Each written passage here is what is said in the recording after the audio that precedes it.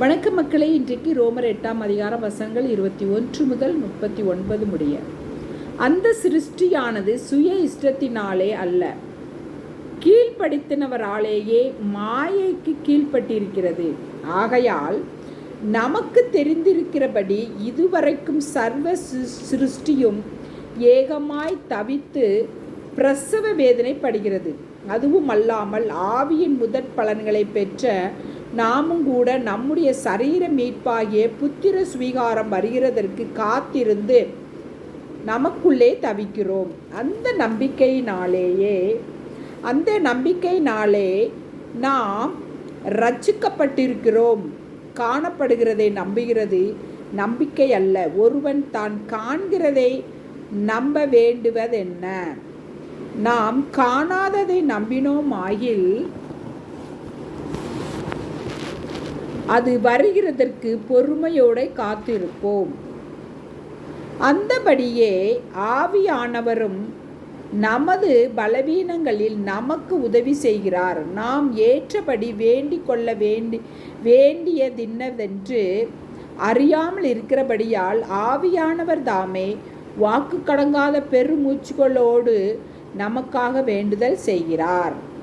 ஆவியானவர் தேவனுடைய சித்தத்தின்படியே பரிசுத்தவான்களுக்காக வேண்டுதல் செய்கிறபடியால் இருதயங்களை ஆராய்ந்து பார்க்கிறவர் ஆவியின் சிந்தை இன்னதென்று அறிவார். அன்றியும் அவருடைய தீர்மானத்தின்படி அழைக்கப்பட்டவர்களாய் தேவனிடத்தில் அன்பு கூறுகிறவர்களுக்கு சகலமும் நன்மைக்கு ஏதுவாக நடக்கிறதென்று அறிந்திருக்கிறோம். தம்முடைய குமாரன் அநேக சகோதரருக்குள்ளே முதற் பேரானவராயிருக்கும் பொருட்டு தேவன் எவர்களை முன்குறித்தாரோ அவர்களை தமது குமாரனுடைய சாயலுக்கு ஒப்பாயிருப்பதற்கு முன்குறித்திருக்கிறார். எவர்களை முன்குறித்தாரோ அவர்களை அழைத்தும் இருக்கிறார்.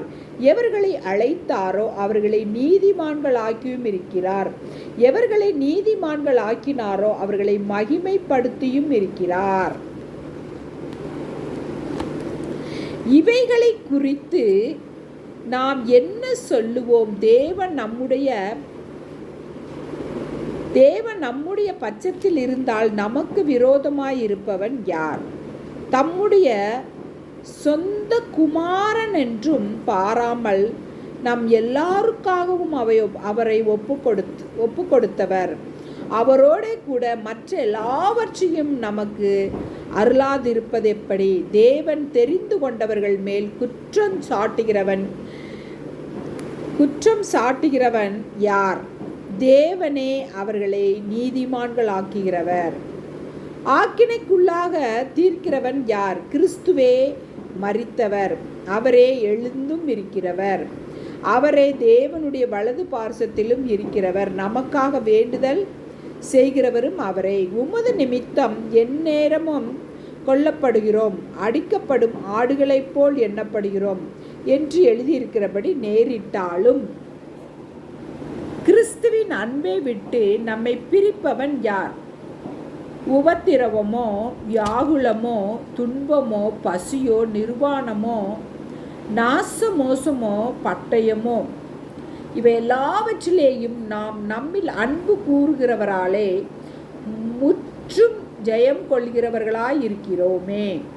மரணமானாலும் ஜீவனானாலும் தேவதூதர்களானாலும் அதிகாரிகளானாலும் வல்லமைகளானாலும் நிகழ்காரியங்களானாலும் வரும் காரியங்களானாலும் உயர்வானாலும் தாழ்வானாலும் வேறெந்த சிருஷ்டியானாலும் நம்முடைய கர்த்தராகிய கிறிஸ்து இயேசுவில் உள்ள தேவனுடைய அன்பை விட்டு நம்மை பிரிக்க மாட்டாதென்று நிச்சயத்திருக்கிறேன். ஆமென். மக்களை, வீடியோ பிடிச்சிருந்தால் லைக் பண்ணுங்கள், ஷேர் பண்ணுங்கள், சப்ஸ்கிரைப் பண்ணுங்கள். தேங்க்யூ.